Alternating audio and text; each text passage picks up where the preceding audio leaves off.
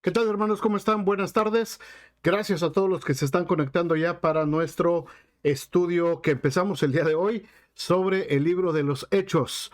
Vamos a hablar acerca de cómo nació la iglesia, cómo empezó a crecer la iglesia, cómo se desarrolla, los tropiezos que tuvo la iglesia también durante sus inicios y cómo se empezó a expandir el evangelio a través de los viajes misioneros de Pablo y cómo el evangelio fue cumpliendo parte de esa orden que el Señor había dado de ir y hacer discípulos a todas las naciones. No fue fácil el inicio, hermanos, fue un poquito tormentoso el inicio de la iglesia, y esto es lo que vamos a estar viendo en este libro, en este estudio, que espero que todos se puedan enganchar junto conmigo. Es apasionante saber cómo empezó la iglesia y todo lo que tuvo que enfrentar. Espero que se unan conmigo durante esta nueva aventura que durará unos 3 meses aproximadamente, para hablar acerca de este libro de Hechos de los Apóstoles. ¿Les parece? Sí, oramos, le damos gracias a Dios y arrancamos con nuestro estudio. Gracias a todos los que se están conectando. Dios les bendiga mucho. Padre, muchas gracias por esta tarde. Gracias por tu amor, gracias por tus bendiciones. Gracias, Señor, por este tiempo de estudio bíblico. Y ahora que vamos a empezar, Señor, a abordar el tema de la historia de la iglesia que está redactada, Señor, por Lucas en el libro de los Hechos de los Apóstoles. Queremos que tú nos hables, Señor, que nos indiques también, Señor, cuáles son las cosas que necesitamos aplicar a nuestra vida, a nuestra iglesia. Y que podamos ver, Señor, no de una manera romántica, sino de una manera histórica, real, Señor, la vida de estos primeros cristianos y cómo impactan nuestras vidas y el ejemplo que nosotros debemos seguir. Ponemos este tiempo en tus manos y muchas gracias por estar con nosotros. En nombre de Jesús oramos. Amén. Amén. Bueno, pues no es fácil, hermanos, no es fácil, no fue fácil para la iglesia del primer siglo poder empezar esta aventura llamada la iglesia. Nosotros ahora, 20 siglos después, y con una trayectoria tremenda en cuanto al desarrollo de la palabra de Dios a lo largo de los siglos, del mundo, de las culturas, relativamente es fácil para nosotros, aunque no lo es tan fácil, pero relativamente es fácil empezar una iglesia. Tenemos todos los cimientos puestos, tenemos toda la escritura completa, tenemos toda la información histórica y tenemos ya una trascendencia de muchas generaciones atrás que han ido implementando muchas cosas para que una iglesia pueda establecerse como tal y pueda funcionar. No ha sido así desde un principio. Cuando empezó el tiempo de la iglesia, no fue relativamente sencillo como lo es ahora para nosotros. Digo porque todavía hay muchas dificultades para iniciar una obra, para trabajar. No digo que sea fácil y que cualquiera lo hace, pero lo que digo es que es relativamente más sencillo que lo que vamos a estar estudiando durante este tiempo acerca de la historia en el libro de Hechos de los Apóstoles. Mucha gente, y yo he escuchado cristianos, y yo al principio de mi ministerio también era de los que decíamos: ojalá que nuestra iglesia se pareciera o que fuera exactamente como la que describe el libro de los Hechos. Pero a pesar de que esta expresión, hermanos, este es un deseo que refleja un interés muy sincero de experimentar el poder de Dios en nuestra vida, tal como lo hicieron los primeros cristianos en la historia de la iglesia, también revela, hermanos, también esto revela nuestra falta a veces de comprensión del significado histórico de los eventos que se relatan precisamente en el libro de los Hechos. No fue tan fácil. Aunque quisiéramos gozar de las manifestaciones de la presencia y de la dirección de Dios, de la misma manera como lo vivieron los apóstoles, no nos gustaría regresar a las mismas circunstancias que ellos vivieron. Por ejemplo, al afirmar que nos gustaría experimentar las condiciones existentes en la iglesia primitiva, nos tenemos que preguntar: ¿a qué iglesia primitiva nos estamos refiriendo? Si buscamos una como la que describe el capítulo 2 del libro de Hechos, aunque quisiéramos, no podríamos nosotros imitarla, por la sencilla razón de que la mayoría de nosotros estaríamos excluidos, porque todo ese primer movimiento solamente eran los judíos los que participaban de la iglesia, esa iglesia que se describe en el capítulo 2 de Hechos, y que a todos nos gustaría volver a repetir. Solamente eran judíos, todos los gentiles estaban excluidos. Hasta el capítulo 11 del libro de Hechos es cuando se empiezan a incluir y se empiezan a añadir personas de otras nacionalidades a la iglesia. Así es que se necesitaron muchos cambios en la iglesia para llegar a ese momento histórico. Y esto representa, hermanos, un pequeño problema entre otros que hay también. Por eso es necesario que estudiemos cuidadosamente a fondo el mensaje de este libro antes de dedicarnos a tratar de imitar a la iglesia que se da como ejemplo en él. Y esto, hermanos, es algo muy frecuente. Esto es algo que yo lo viví, como les digo, al principio de mi ministerio, y lo oí de muchos pastores, predicadores, y hasta hubo una especie como de movimiento allá en los años 80, donde se trataba de emular las condiciones de de la iglesia primitiva que describe precisamente el capítulo 2 de este libro de Hechos que vamos a estar estudiando. No es así, hermanos, no es así. Las condiciones eran muy diferentes, las situaciones fueron muy diferentes. Lo que este grupo de cristianos experimentó era totalmente diferente a lo que la iglesia está viviendo ahora. Y no es que Dios haya cambiado, no es que la doctrina esté cambiando, ni que el poder de Dios se haya disminuido, o que el Espíritu Santo no tenga la misma fuerza para hacer todo lo que se hizo en aquel tiempo.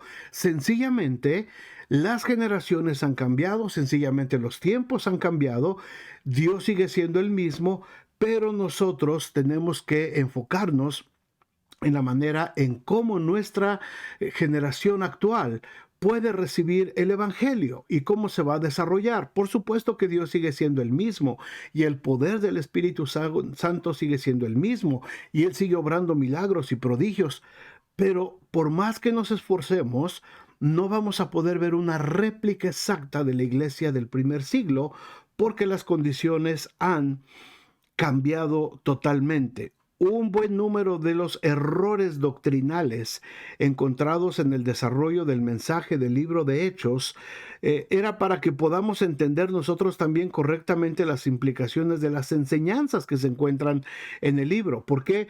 Porque apenas estaban poniéndose las bases, apenas estaban desarrollándose la doctrina de los apóstoles también, dictada por supuesto por el Señor para darle forma a la iglesia. Así es que había ciertas cosas que todavía no estaban debidamente afinadas, se fueron afinando conforme la escritura se fue completando. No debemos de interpretar tampoco estos pasajes sin tomar en cuenta el desarrollo del mensaje del libro entero, que se trata de instruirnos o de enseñarnos o de narrarnos la historia de cómo se empezó a establecer la iglesia. Así es que, por lo tanto, hermanos, vamos a considerar en este estudio a la luz del contexto bíblico y las circunstancias que lo produjeron.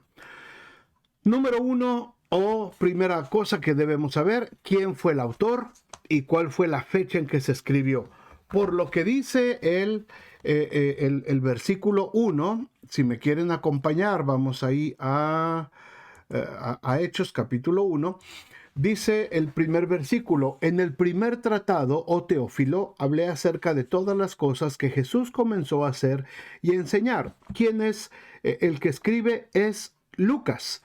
Es Lucas, el amigo de Pablo, compañero de sus viajes, un discípulo gentil, médico de profesión, el mismo que escribe el evangelio que lleva su nombre, el evangelio de Lucas, desde un enfoque gentil de los gentiles, no para los judíos. Así es que en el primer tratado se refiere a el evangelio de Lucas.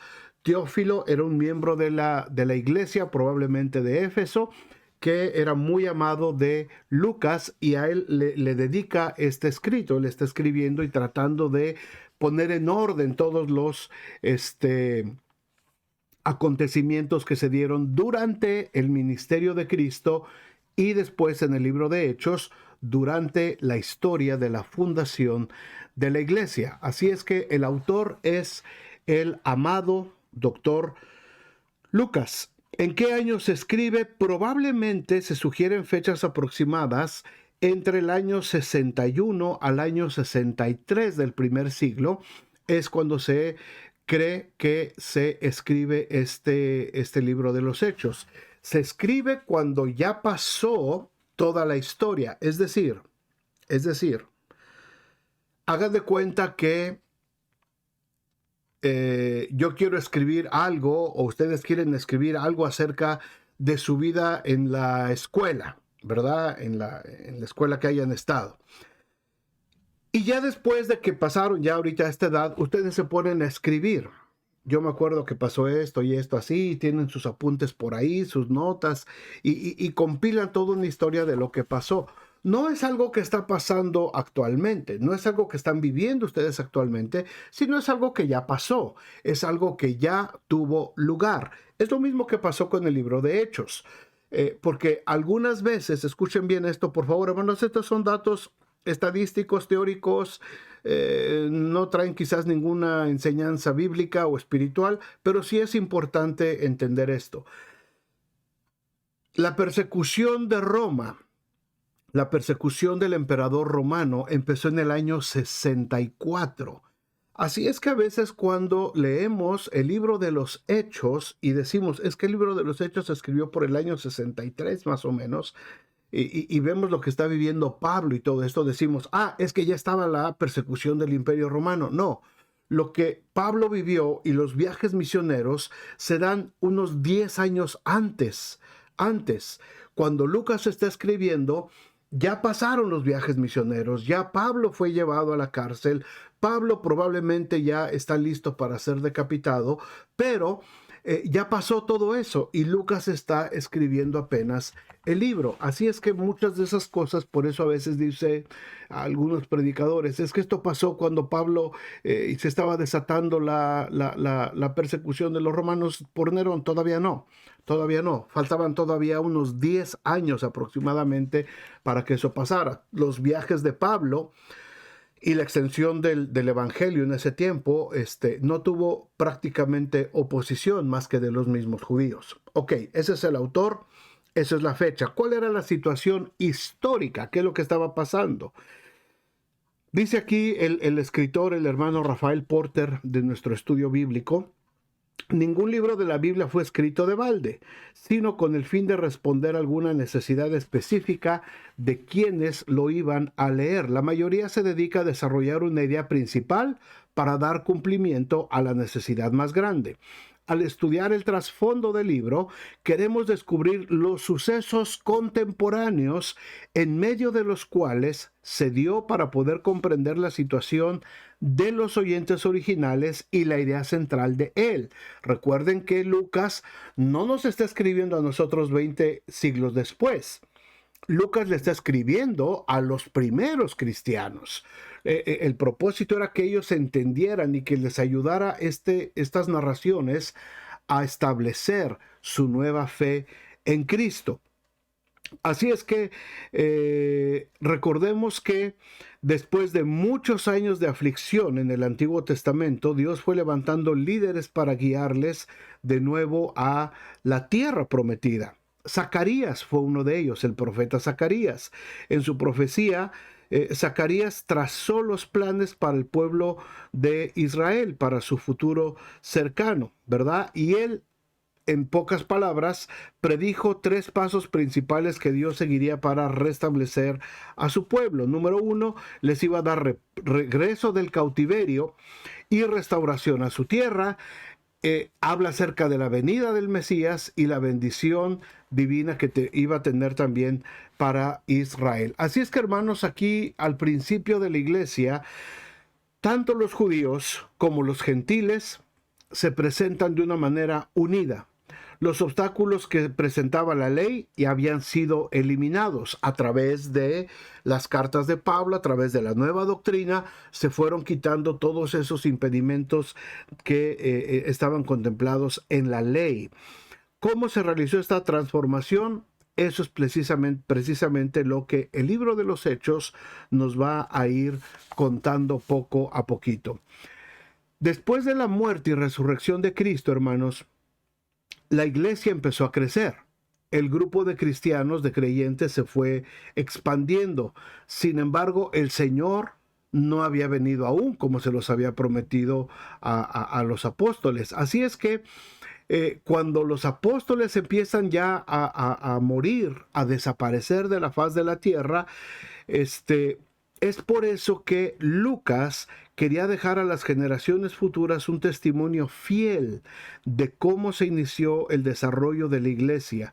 Y este libro de Hechos llena precisamente ese lugar histórico que hay entre Jesucristo y la iglesia primitiva como es presentada en las epístolas. Como les decía yo hace ratito, para este tiempo, cuando Lucas escribe este libro de los Hechos, ya había terminado sus 3 viajes misioneros que se desarrollaron más o menos entre los años 48 al 57. El mensaje del Evangelio y de la iglesia ya se conocían por todo el mundo romano.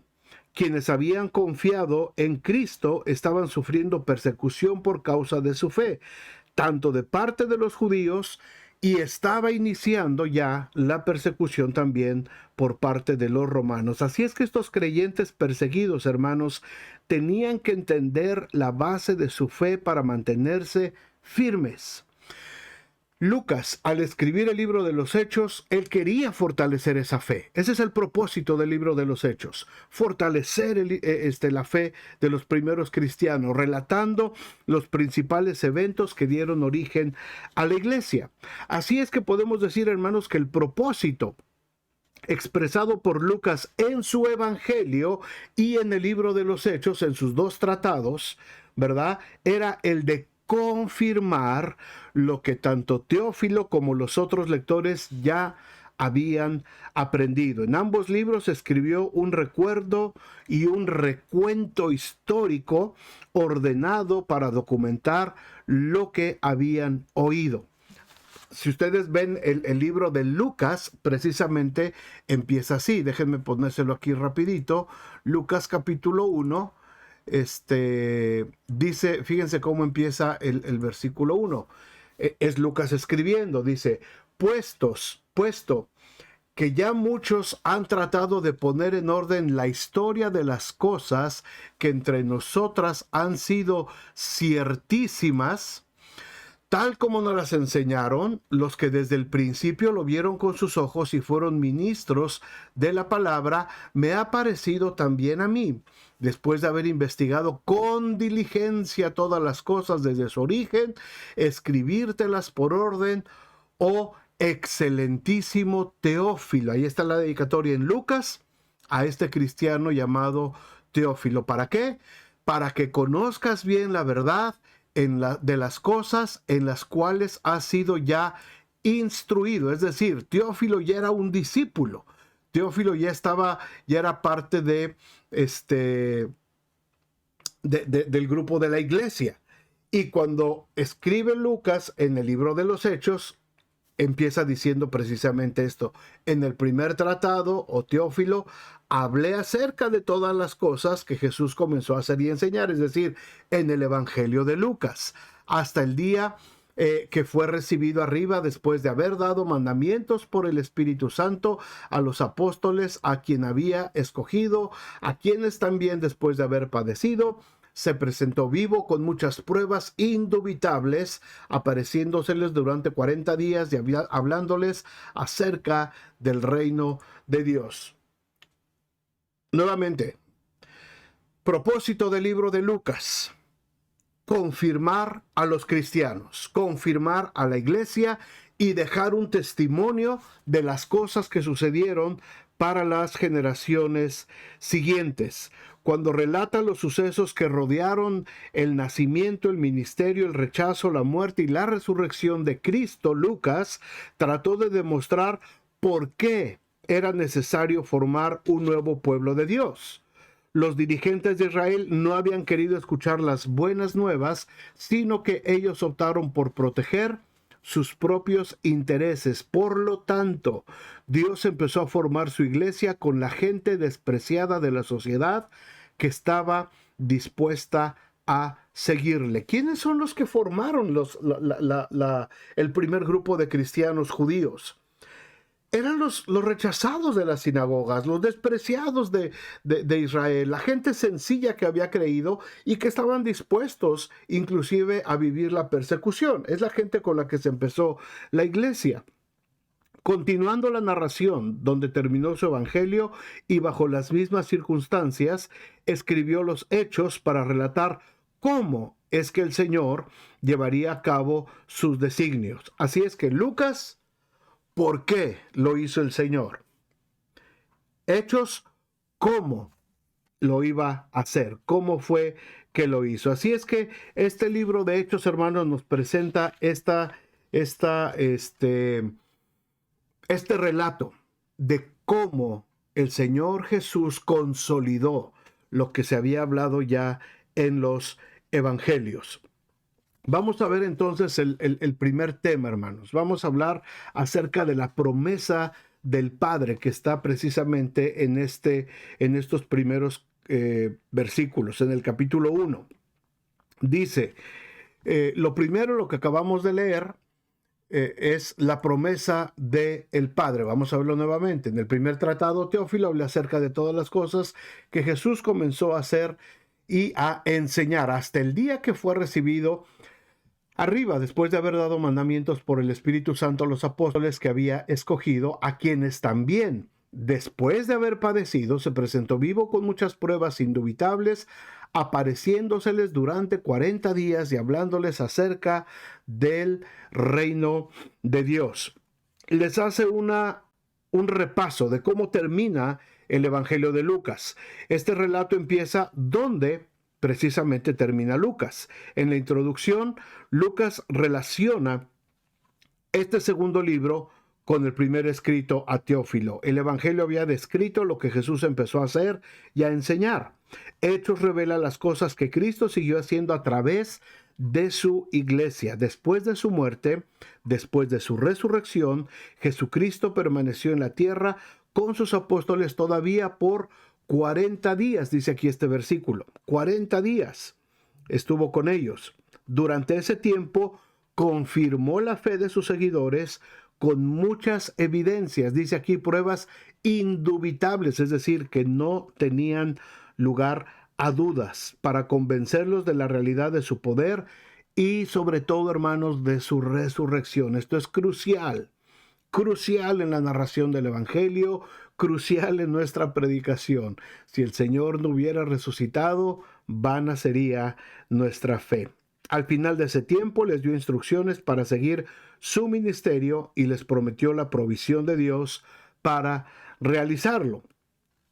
Les da la promesa de que va a venir el Espíritu Santo en los siguientes versículos. Estando juntos, les mandó que no se fueran de Jerusalén, sino que esperasen la promesa del Padre, la cual les dijo: oísteis de mí, porque Juan ciertamente bautizó con agua, mas vosotros seréis bautizados con el Espíritu Santo dentro de no muchos días. Entonces los que se habían reunido le preguntaron diciendo: Señor, ¿restaurarás el reino a Israel en este tiempo? Y les dijo: no os toca a vosotros saber los tiempos o las sazones que el Padre puso en su sola potestad, pero recibiréis poder cuando haya venido sobre vosotros el Espíritu Santo, y me seréis testigos en Jerusalén y en toda Judea, en Samaria y hasta lo último de la tierra. Hermanos, aunque la historia de la formación de la iglesia se inicia con la llegada del Espíritu Santo, Hechos lo hace con la preparación para este evento, haciendo referencia a lo escrito anteriormente en la conclusión de su evangelio.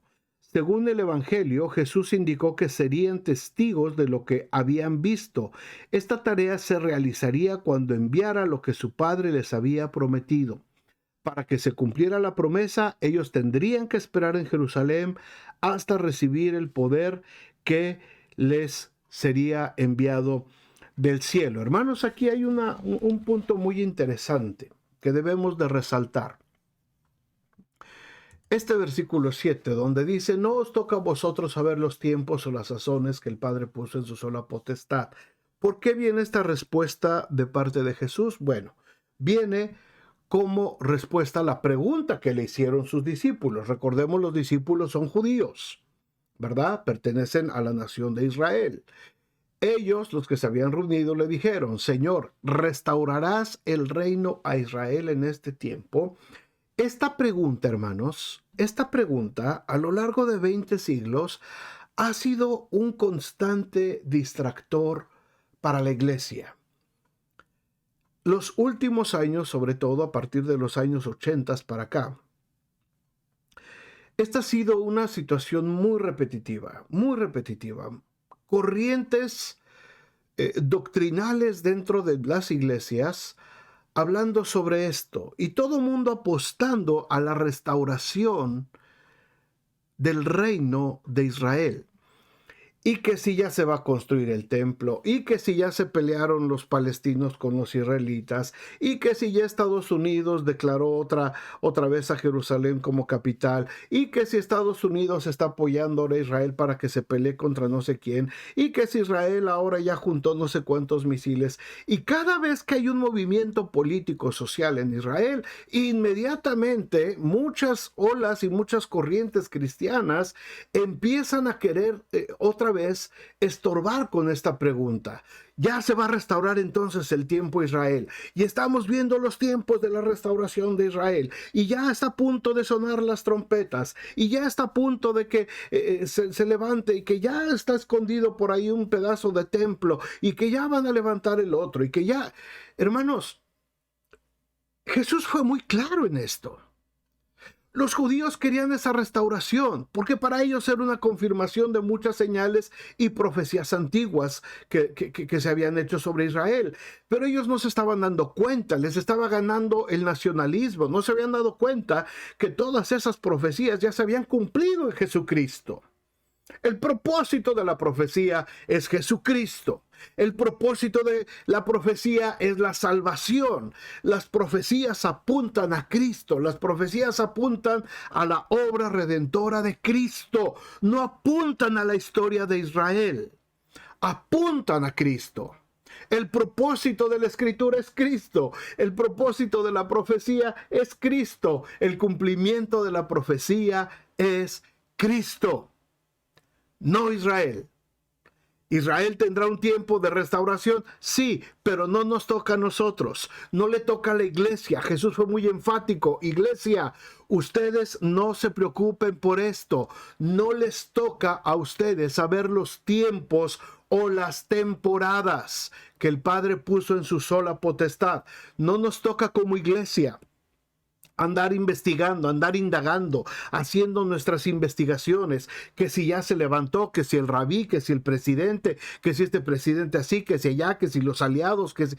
Eso no nos corresponde, hermanos, y la iglesia no puede distraerse y no puede perder el tiempo tratando de contestar esta pregunta, porque Jesús dijo que no nos toca a nosotros saber esta respuesta.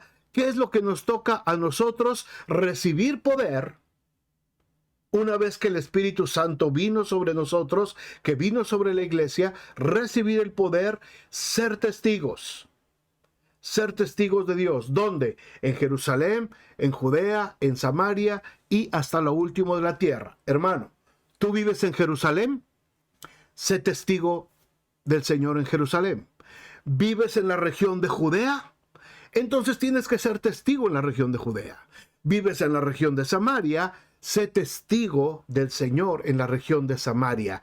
Y si vives en cualquier otro lugar, hasta el último rincón de la tierra, tienes que ser testigo del Señor, bajo el poder del Espíritu Santo. A eso nos mandó el Señor. Ese es el propósito de la iglesia. No nos mandó a andar investigando que si se va a hacer el tercer templo y que si el tercer ojo de no sé quién y que si este presidente es profético, porque no, hermanos, eso no nos mandó el Señor. Por favor, iglesia, no te distraigas con eso. No te distraigas con eso. El propósito de la iglesia es predicar hasta lo último de la tierra. Espero que muchos de ustedes puedan decir amén. Amén. Es interesante lo que pasa en aquella... Sí, es interesante y tenemos el contexto histórico, pero el Israel actual ni siquiera le interesan las profecías, ¿eh? Ni siquiera están preocupados por las profecías ellos, ni están preocupados por saber de Jesucristo.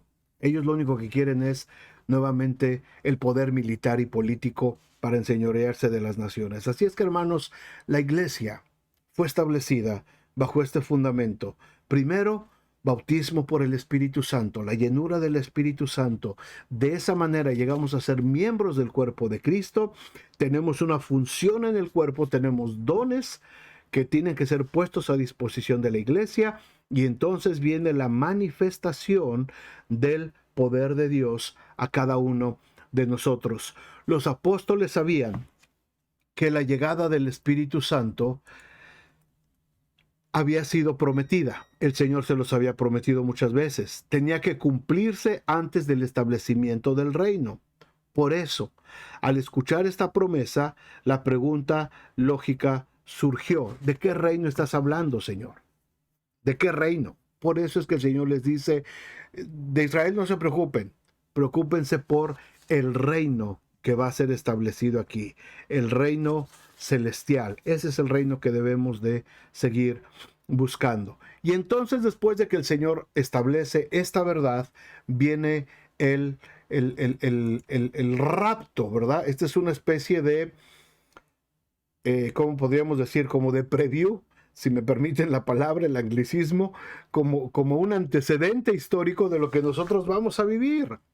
Nosotros vamos a ser llevados al cielo también por el Señor. Y el Señor, y muchas veces decimos, ¿y cómo va a ser eso? Bueno, nos dejó una muestra el Señor. Él fue raptado al cielo, y de esa misma manera nosotros también vamos a ser llevados al cielo. Nos dejó el ejemplo el Señor. Dice el versículo 9, habiendo dicho estas cosas, viéndolo ellos, ¡boom!, fue alzado, y le recibió una nube que le ocultó de sus ojos. Y estando ellos con los ojos puestos en el cielo, entre tanto que él se iba, he aquí se pusieron junto a ellos dos varones con vestiduras blancas, los cuales también le dijeron: varones Galileos, ¿por qué estáis mirando al cielo?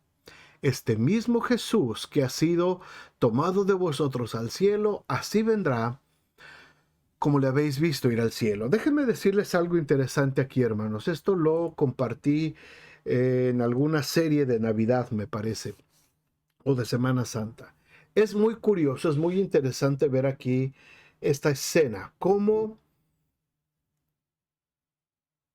el Señor empieza a ser arrebatado al cielo, empieza a subir.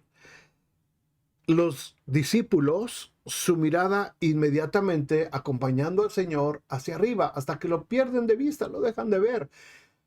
Pero ellos se quedan con la mirada arriba, ellos se quedan viendo hacia el cielo. Y de pronto escuchan la voz de dos personajes que son ángeles, que están junto a ellos, con los pies en la tierra. Esto es muy significativo, hermanos, porque Lucas, precisamente, en su evangelio, nos narra el nacimiento de Cristo. Y dice que en el nacimiento de Cristo, en el capítulo 2 de Lucas, que los ángeles estaban en el cielo. Los pastores en ese entonces, los seres humanos, los hombres que fueron testigos en esa ocasión, ellos estaban con la mirada arriba, viendo a los ángeles. Y los ángeles estaban arriba. Y los ángeles les dijeron: ¿qué están viendo acá arriba? Váyanse a Belén a buscar al niño que ha nacido. Entonces ellos fueron a buscar al niño que había nacido. Los ángeles se quedaron arriba. Los pastores corrieron. En esta escena que nos presenta Lucas otra vez, en el libro de Hechos, los seres humanos, es decir, los discípulos, ellos ahora están con la mirada arriba.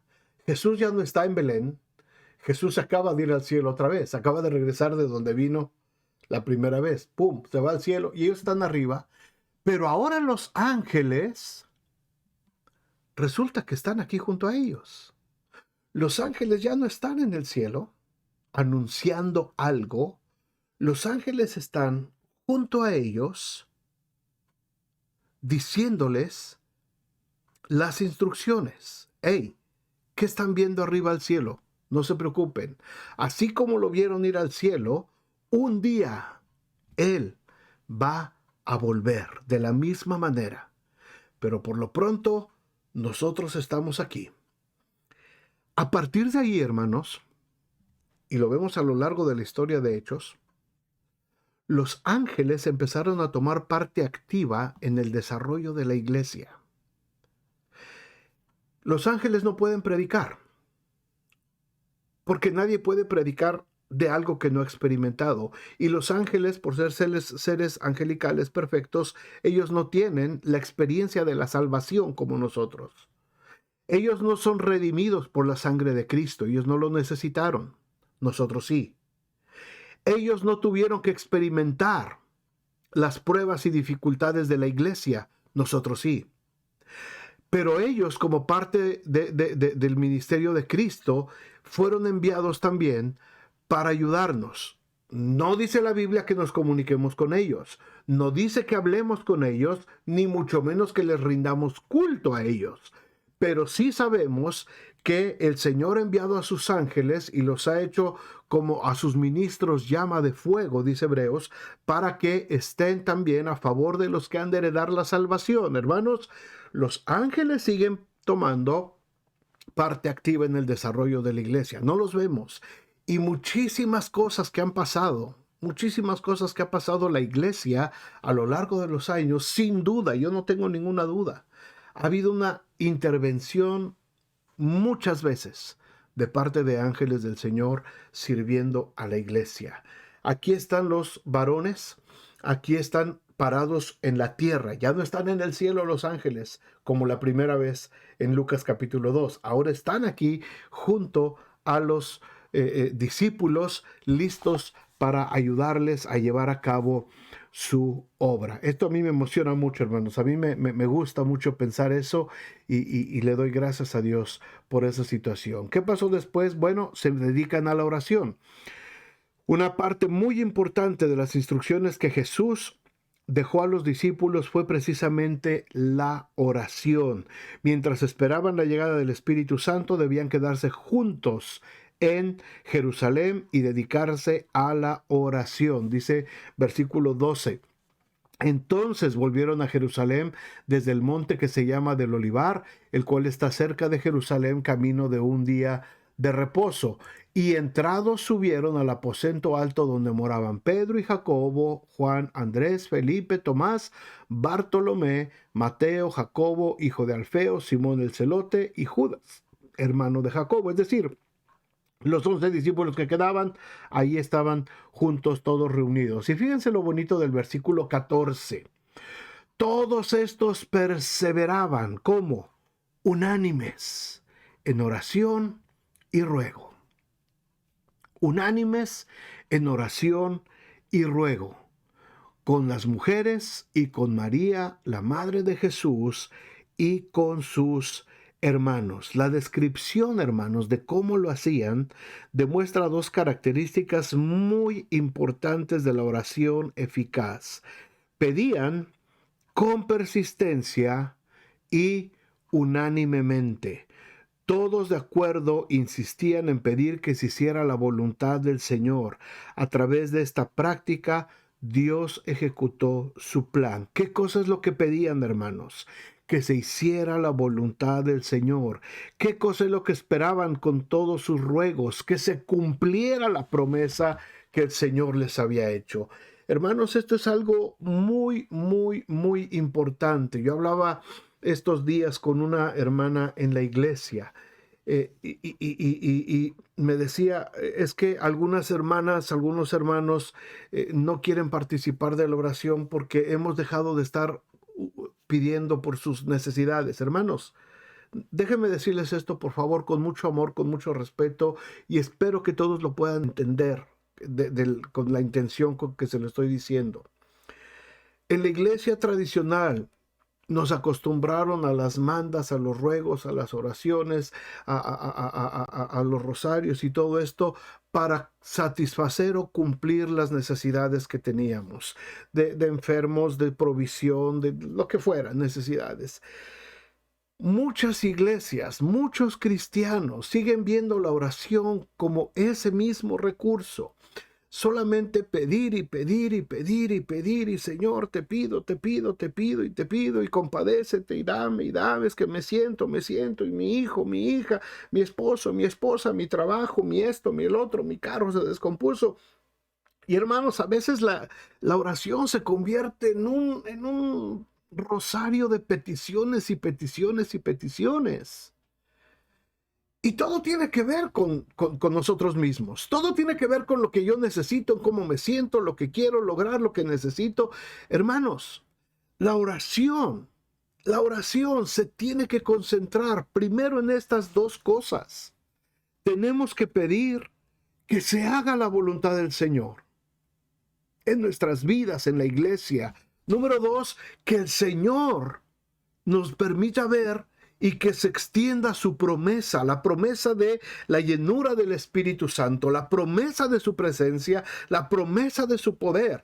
En la oración de Pablo yo encuentro solamente, a pesar de todo lo que él necesitaba y a pesar de todo lo que estaba sufriendo, yo encuentro solamente una petición delante de las iglesias, que se le abrieran puertas para seguir predicando el Evangelio. Hermanos, ¿es importante orar al Señor por nuestras necesidades? Sí, está bien. Tenemos que orar por nuestras necesidades, peticiones y que sean conocidas todas vuestras peticiones delante de Dios con oración y ruego. Sí, hay que llevar las oraciones. ¿Está alguien enfermo? Sí, llame a los ancianos de la iglesia para que oren por él, ungiéndole con aceite y será sanado. Está bien, tenemos que orar por nuestras necesidades. Sí, pero hermanos, la fuerza de la oración, la fuerza de la iglesia, la fuerza para que prevalezca la iglesia sobre el enemigo, tiene que centrarse en buscar la presencia de Dios, en buscar que la voluntad de Dios se cumpla en nuestras vidas, en buscar que la fortaleza de la unión de la iglesia se lleve a cabo, en buscar que la llenura del Espíritu Santo nos abarque y nos inunde a todos. La promesa ya fue ejecutada, la promesa ya fue cumplida de parte del Señor. Ahora falta que cada uno de nosotros sea lleno del Espíritu Santo. En eso se debe de centrar la oración. Busquemos primeramente el reino de Dios y su justicia. Todo lo demás va a venir por añadidura. Todas nuestras peticiones, el Señor las va a cumplir. El mismo Señor Jesús dijo: ¿ustedes creen que vuestro Padre Celestial no sabe de qué cosas tenéis necesidad? Por supuesto que lo sabe. Pero busquen primero el reino de Dios. Busquemos la voluntad del Señor agradable y perfecta. Busquemos la presencia de Dios. Desatemos esa promesa sobre la iglesia. Ahí se debe de concentrar la fuerza de la oración de la iglesia. Oramos por necesidades, sí. Pedimos al Señor, sí. Traemos al Señor nuestras aflicciones, nuestras cargas, sí. Por supuesto que sí. Pero nuestras oraciones no deben de convertirse solamente en un rosario de quejas delante de Dios. Nuestras oraciones no deben de ocupar todo el tiempo solamente: Señor, te pido y te pido y te pido y te pido por mi hijo, por allá, porque me duele acá, me duele allá, amén. Vámonos. No, hermanos, no. La oración es: busca la presencia de Dios. Estos hermanos, esta gente del primer siglo, dice que estaban perseverando todos, unánimes, en oración, en ruego, con las mujeres. Ahí estaba la madre de Jesús, ahí estaban los hermanos de Jesús. Esto habla de familias.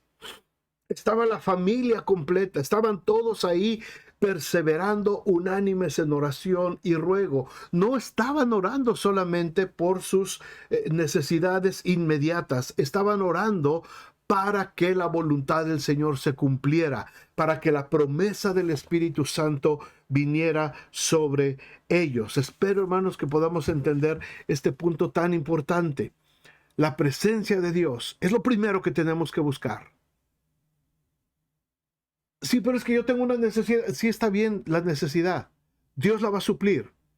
Dios ya la sabe. Dios sabe que traes esa necesidad. Dios la va a suplir. Dios la va a cumplir. Pídele también por eso. Pero lo más importante, pide la presencia de Dios. Pide la llenura del Espíritu Santo. Pide la promesa del Padre. Pide que el Señor te muestre cómo le vas a servir. Preocúpate más por cómo le vas a servir. Preocúpate más cómo le vas a honrar. Preocúpate más cómo le vas a conocer. Lo demás vendrá por añadidura. Él se va a encargar de tu esposo, Él se va a encargar de tu esposa, Él se va a encargar de tu salud, Él se va a encargar de tus finanzas, Él se va a encargar de tus hijos, Él se va a encargar de tus compadres y de la hermana, del compadre, del amigo. Él se va a encargar. Todo vendrá por añadidura. Lo más importante es permanecer unánimes en oración y ruego para que la voluntad del Señor se cumpla en nosotros, para que la voluntad del Señor sea en la iglesia y sobre la iglesia, y la manifestación del fruto del Espíritu sea sobre la iglesia. Cuando la iglesia, hermanos, entienda este concepto, cuando la iglesia pueda discernir este concepto, y cuando la iglesia cambie el chip en los tiempos de oración, y como iglesia empecemos a orar más por la presencia de Dios, porque el Señor desate su poder para que nosotros seamos testigos hasta lo último de la tierra. Cuando la iglesia se convierta a ese poder, hermanos, entonces podremos ver lo que empezó a suceder en el siguiente capítulo de Hechos que veremos la próxima semana, si Dios permite. Pero cuando la iglesia está distraída solamente y la oración de la iglesia está enganchada solamente con peticiones, necesidades personales, con mis emociones, Señor, es que estoy triste, Señor, otra vez aquí estoy yo porque estoy triste, porque estoy deprimido, porque me siento así, es que Señor, otra vez me traicionaron, es que Señor, otra vez me quedaron mal, Señor, es que otra vez me engañaron y me dijeron esto y me dijeron el otro, y Señor, me siento mal, me siento triste, me siento confundido, me siento deprimido, me siento agüitado. Hermanos, cuando dejemos de orar pensando en lo miserables que somos, y empecemos a orar buscando el poder de Dios, y empecemos a orar diciendo, Señor, aquí estoy, acá está todo mi costal de basura que traigo y todas mis peticiones muy válidas. Aquí está, Señor, la pongo delante de ti, las dejo en tus manos. Acá está mi esposo, mi esposa, mis hijos, mi salud, aquí está, Señor, lo pongo de ti. Ahora, Señor, derrama de tu Santo Espíritu sobre mi vida. Señor, necesito saber cómo puedo ser mejor discípulo tuyo. Señor, necesito que me digas cómo puedo llegar hasta lo último de la tierra. Señor, necesito engancharme con el cumplimiento de tu gran comisión. Señor, estoy aquí para ser lleno de tu poder, lleno de tu Espíritu Santo. Señor, tú prometiste esta llenura del Espíritu Santo, se la diste a la iglesia y se la has dado a lo largo de 2000 años. Señor, aquí estoy porque necesito este poder del Espíritu Santo. Y aquí estoy, Señor, y estoy insistiendo como la viuda aquella al juez que tú hablaste, Señor. Vengo porque quiero el poder de tu... Hermanos, cuando todas nuestras congregaciones cambien el chip en la oración y dejemos la letanía de cómo nos sentimos nosotros y de las peticiones que tienen que ver con nosotros mismos, y empecemos a buscar el poder del Espíritu Santo en nuestras oraciones, y nos reunamos a orar para buscar esa provisión del Espíritu Santo sobre nuestras vidas para cumplir la gran comisión. Las peticiones el Señor se encargará, sí. Él ya sabe de qué cosas tenemos necesidad.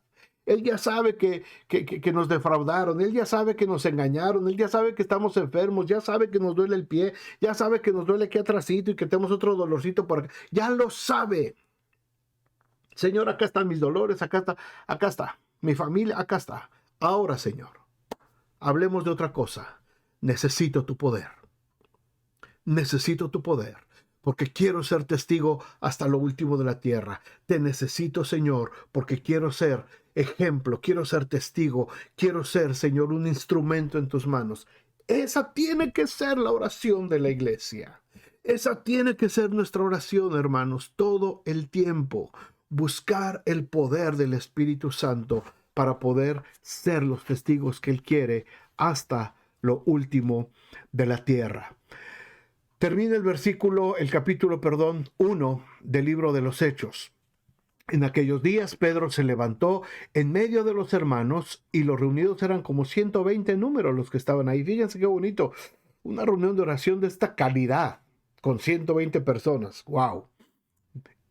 Varones hermanos, era necesario que se cumpliese la escritura en que el Espíritu Santo habló antes por boca de David acerca de que Judas, que fue guía de los que prendieron a Jesús y era contado por nosotros y tenía parte en este ministerio. Este pues, con el salario de su iniquidad, adquirió un campo y cayendo de cabeza se reventó por la mitad y todas sus entrañas se derramaron. Y fue notorio a todos los habitantes de Jerusalén, de tal manera que aquel campo se llama en su propia lengua Acéldama, que quiere decir campo de sangre, porque está escrito en el libro de los Salmos, sea hecha desierta su habitación y no haya quien more en ella y tome otro su oficio. Es necesario, pues, que de estos hombres que han estado juntos con nosotros todo el tiempo que el Señor Jesús entraba y salía entre nosotros, comenzando desde el bautismo de Juan hasta el día de que entre nosotros fue recibido arriba, uno sea hecho testigo con nosotros de su resurrección. Y señalaron a dos, a José, llamado Barsabás, que tenía por sobrenombre Justo, y a Matías. Y orando, fíjense bien, hermanos, iban a tomar una decisión de quién iba a ocupar el lugar de Judas. Orando. Ya habían tenido 40 días orando.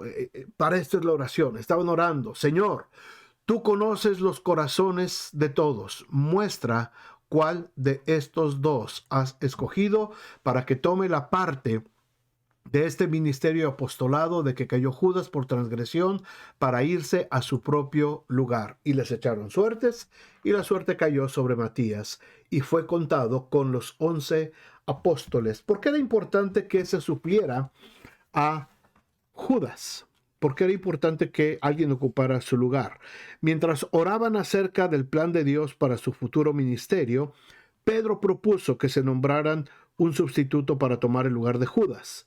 El contexto inmediato, hermanos, de este evento, en que buscaban ante todo hacer la voluntad de Dios, la falta de cualquier orientación bíblica y el significado del nombramiento del suplente, parecen sugerir que este acto fue impulsado por el Señor, porque estaban en un ambiente de oración.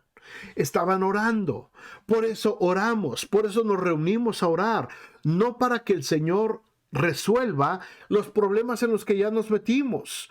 Estamos orando para que el Señor nos dé sabiduría para poder caminar lo que viene adelante. El Señor arreglará, pues sí, el Señor va a tener que estar arreglando malas decisiones y todo lo que hacemos mal, pero tenemos que buscar el poder del Señor para solucionar lo que viene adelante. Aquí había una necesidad. ¿Por qué? Porque todo el mundo los conocía por los 12. Y todo el mundo se refería al grupo de la iglesia y de los apóstoles por los 12. Así es que querían que siguieran siendo 12 y querían borrar hasta cierto punto la imagen que Judas, al haber traicionado a Jesús, había dejado en medio de esos 12. Así es que por eso echaron suertes después de haber orado y la suerte cayó sobre Matías, sobre este varón que les había acompañado desde el principio, era de los que andaba siempre con ellos y fue testigo de la muerte y resurrección de Cristo. La existencia de su unidad demostraría que el programa de Dios no había sido trastornado por la traición de este. Es decir, ya no quiso Judas ser parte del grupo y traicionó a Jesús. Se fue, hizo lo que tenía que hacer. Ellos querían seguir siendo 12. ¿Por qué? Porque el Señor escogió a 12. Y entonces dijeron, necesitamos a alguien más. Y pusieron a Matías. Oraron. Esto se hizo, hermanos, porque mucha gente también he escuchado decir que dice, es que como que echaron un volado para ver a quién escogían. Pues sí, pero ese volado, hermanos, estaba acompañado ya de 40 días de oración, de perseverar en la oración. Y como les vuelvo a decir, no una oración lastimera, no una oración solamente de Señor, te pido, dame, cuídame. Era una oración de anhelar la presencia de Dios. Era una oración de estar en el ambiente en el que el Señor quería que estuviera la iglesia. En ese ambiente es que se da la elección de Matías como sucesor de Judas. Y esto fue notorio, y esto fue puesto en la mente, en el corazón de la iglesia. Y siguieron siendo 12. Ellos querían preservar esa unidad. Éramos 12, seguimos siendo 12. Uno se fue, pero aquí está Matías, que llega a tomar su lugar. Hermanos, la obra jamás se va a detener. La obra siempre va a seguir adelante. Y a lo largo de la historia de la iglesia, siempre que alguien decae, el Señor siempre levanta a alguien más. Y pasarán los años y pasarán las edades, las generaciones. Y cuando nosotros ya, nuestro tiempo se cumple y nosotros ya vamos para abajo, ¿verdad? Y llegará un día en que yo tenga que dejar la iglesia. ¿Por qué? Porque pues no soy eterno, ¿verdad? Pero Dios levantará a alguien más. Siempre habrá alguien. Y esta elección de Matías nos habla de esto, hermanos. Siempre Dios va a levantar a alguien en el ministerio cuando queda una vacante. Siempre, siempre. Esto ha sucedido a lo largo de la historia de la iglesia. Y lo vemos todavía en nuestros días. Cuando alguien se aleja, cuando alguien se va, cuando alguien deja un espacio libre, inmediatamente el Señor suple y el Señor levanta a alguien para continuar con la obra. No somos eternos, hermanos. No somos eternos y no nos podemos sentir dueños de nuestro ministerio. Yo he escuchado a muchos pastores haciendo planes y planes y planes, pero nosotros no somos eternos. Un día nuestros días terminarán, un día nuestro tiempo de servicio terminará y Dios tendrá que levantar a alguien más. La iglesia no se va a quedar sola, la iglesia no se va a desaparecer. Dios va a levantar a alguien para seguir adelante con la visión. Bueno, hasta aquí dejamos nuestro primer capítulo de Hechos, hermanos. Espero que la próxima semana se queden para que sigamos estudiando cómo empezó esa llenura del Espíritu Santo y cómo empezó la iglesia a tomar fuerza para empezar a ser testigos hasta lo último de la tierra. Vamos a orar, le damos gracias a Dios. Padre, muchas gracias por este primer capítulo del libro de los Hechos, Padre. Muchas gracias porque podemos entender, aprender, Señor, la secuencia de la historia, lo que sucedió, y nos deja muchas enseñanzas, Señor, de lo que nosotros tenemos que esperar y buscar ansiosamente, Señor, en nuestra oración, tu presencia, buscar tu voluntad, buscar, Señor, que tú estés completamente, Señor, lleno, Señor, llenando nuestros corazones, que la iglesia, Señor, pueda estar plena, buscando tu presencia en todo tiempo, Padre. Ponemos en tus manos, Señor, como dijimos siempre, nuestras necesidades, las peticiones, nuestros enfermos, las situaciones que nos aquejan, las situaciones que nos duelen, Señor, pero más allá de nuestras peticiones, Señor, queremos buscar tu voluntad, queremos buscar tu presencia y queremos sobre todo, Señor, que tu Espíritu Santo nos llene de tal manera que podamos ser testigos hasta lo último de la tierra.